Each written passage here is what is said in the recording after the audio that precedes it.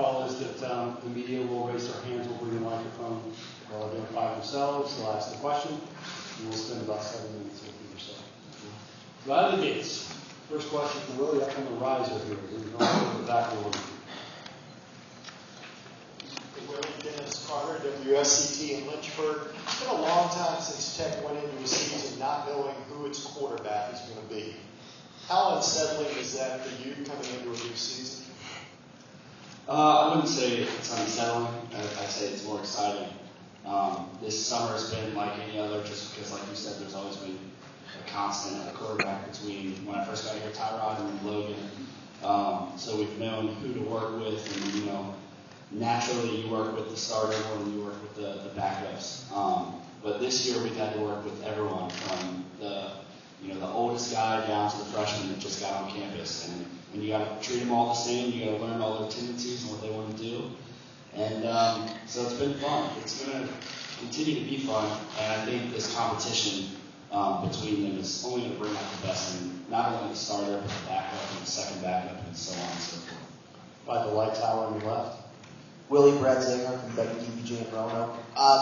Could you just go back to your early years at Virginia Tech, coming in as a walk-on, and now being really a go-to guy on the offense, how you've developed, and now this year, the role that you feel you're going to have, especially in the offense, being a veteran?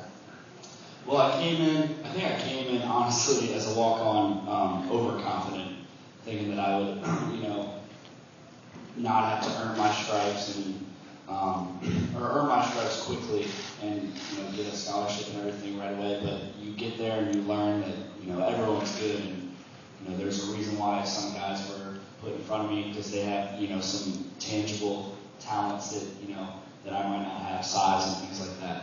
But I always had confidence in myself.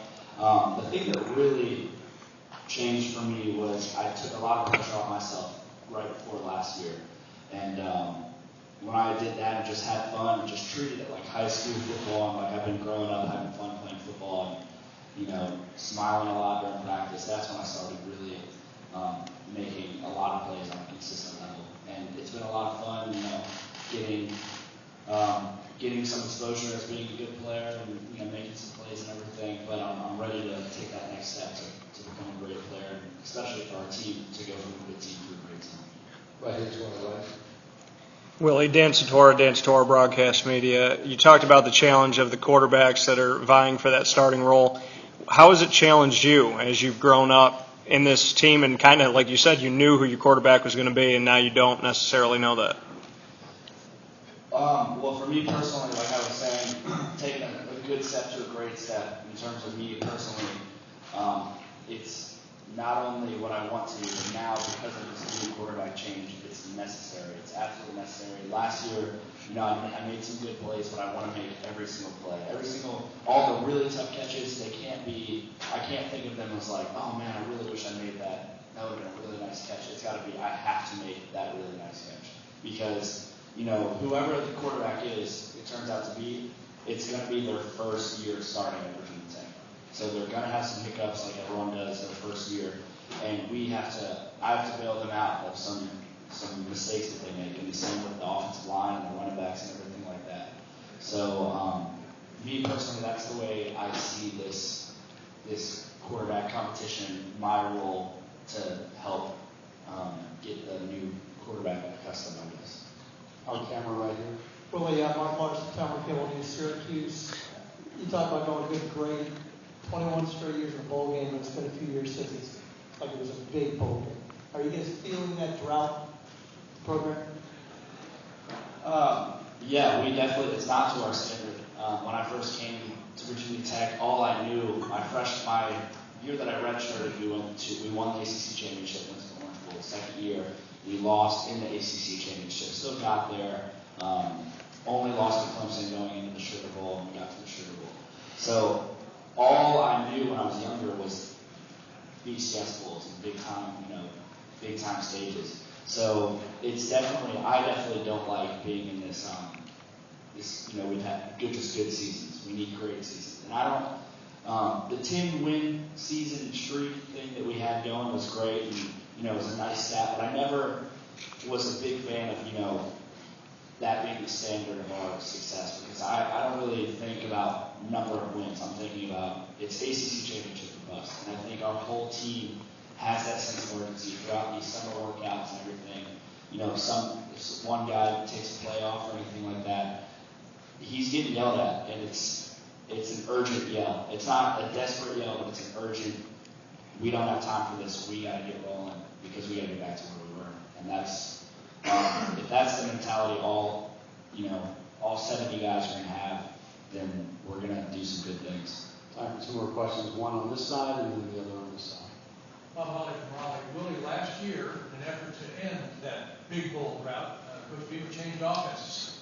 You're in the second year of Coach Loeffler's offense now. Do you think you'll be more comfortable in it? What should we look for? I have to say, as one who watches games, it's hard to get used to Virginia Tech not being a pound the ball, run the ball to set up the pass kind of attack, but what should we look for? Well, we have to have balance in order to get back to the great seasons we were talking about. Another year is going to, do wonders, I think.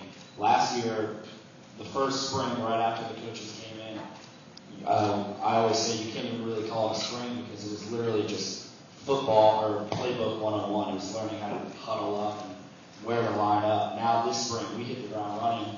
We knew exactly where to line up. We knew what to do. So then we were able to look out in front of us and see what the defenders were doing, what kind of look, kind of coverage we were getting, and that allows you to really fine-tune your craft and everything like that.